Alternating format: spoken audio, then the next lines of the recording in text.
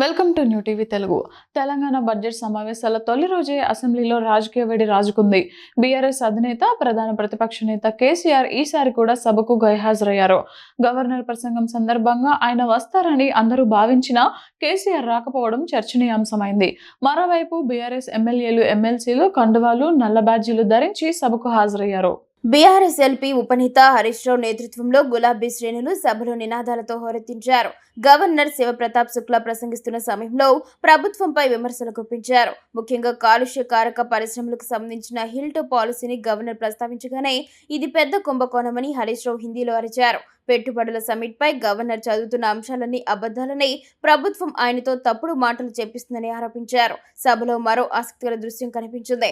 BRS నుంచి గెలిచిన 10 మంది ఎమ్మెల్యేలు ఏ పార్టీ కండువా లేకుండానే సభకు హాజరయ్యారు. వారంతా అధికార కాంగ్రెస్ సభ్యుల పక్కనే కూర్చోవడం విశేషం. కాంగ్రెస్, బీజేపీ సభ్యులు తమ పార్టీ కండువాలతో మెరవగా, మజ్లిస్ సభ్యులు సంప్రదాయ శర్వాణిలతో కనిపించారు. అసెంబ్లీ లాబీలో సొంత పార్టీ ఎమ్మెల్యేలకే చేదు అనుభవం ఎదురైంది. డిప్యూటీ సీఎం బట్టి విక్రమార్కను కలిసేందుకు వెళ్లిన కాంగ్రెస్ ఎమ్మెల్యేలు మందుల సామేలు, కవ్వంపల్లి సత్యనారాయణను గన్మెన్లు అడ్డుకున్నారు. సీఎం ఛాంబర్ వద్ద కూడా ఇలాంటి ఆంక్షలు ఉండవని, తమను లోపలికి వెళ్లనివ్వకపోవడంపై వారు తీవ్ర అసహనం వ్యక్తం చేశారు.